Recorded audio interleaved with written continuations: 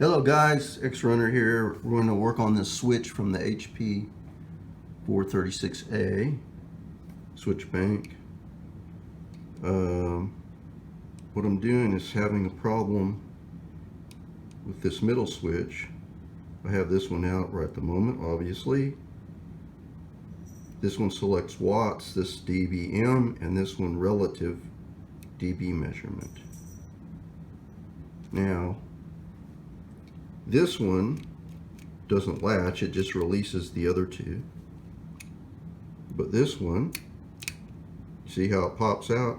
It's not supposed to do that, it's supposed to latch. That's all it's supposed to do, and then be released. But you can see what it does. Sometimes it'll latch and sometimes it won't.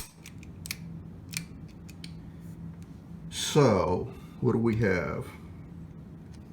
These switches have a spring that pushes the switch out, and then there's a bar in there that uses some tabs and it latches the switch underneath, and you can see what happens. The bar moves back and forth and it needs to be pushed this way all the time, but you can overcome it by pushing it with your finger.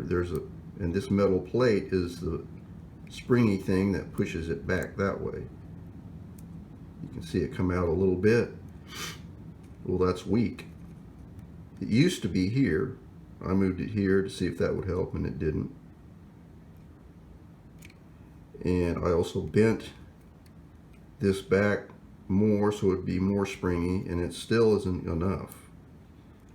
But if I act like it, if I help it with this bar, you can see the problem goes away.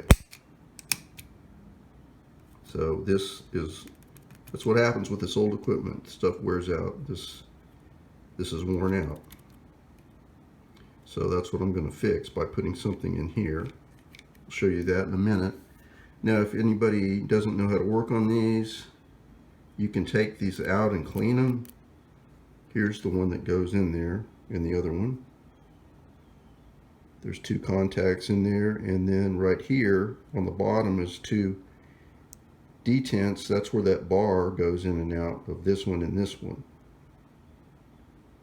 And there's the top. In order to get this out, you've got to lift this tab up right here, because it fits down in here and it doesn't let the switch go any farther than right there. So you can lift this up, and then the switch wouldn't stop there, it would keep coming out. But I'm going to warn you, this could break because it's old equipment, and if you take it out, these two springs, these two contacts, or just sitting there held in, and if you aren't careful, they can fly off and you'll never find them again. So I'm going to put this back together real carefully. Stick it back in there.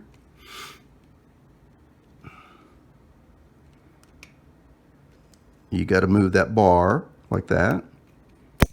Now it's back in. That one works okay, but this one still has that problem most of the time. So I'm going to fix that. Remember, this one used to be here. I swapped these two and it didn't fix the problem, so there's nothing wrong with the plastic. Now I'm going to fix that with some parts that I just made and I found. I've got a spring that it just came out of my junk box, and I designed and 3D printed these two parts that go on either side of the spring, and then this is going to be the lid that keeps the spring in there from getting worked out of the top. For example, it's going to go right there. all that stuff's going to go in that hole, and then that'll go on there inside of there. I've already tested it and it works. But let me pause the video and I will put it all together because it's kind of fiddly. And then we'll see what happens. Be back in a minute. Okay, I'm back. So here it is. There's the plate. Inside there, spring, and on each side of it, those two blocks. Make a nice flat surface to push against. And so they're all released. There it goes. Watts, dBm, watts, dBm. Doesn't come back out. Man, amazing. See, what you do is you push that in and make a measurement. Then you push relative, and you get relative measurements from the last measurement you made, up or down. Manual says you can change the watts, I guess, if you want to. There you go. Old stuff wears out. So maybe this will help somebody. So now I'm ready to clean this up. Made in USA. Long time ago. The date codes on the chips were 1989. Looks pretty good though. Gold plating. There it is again. Wow. Alright. Thanks for watching.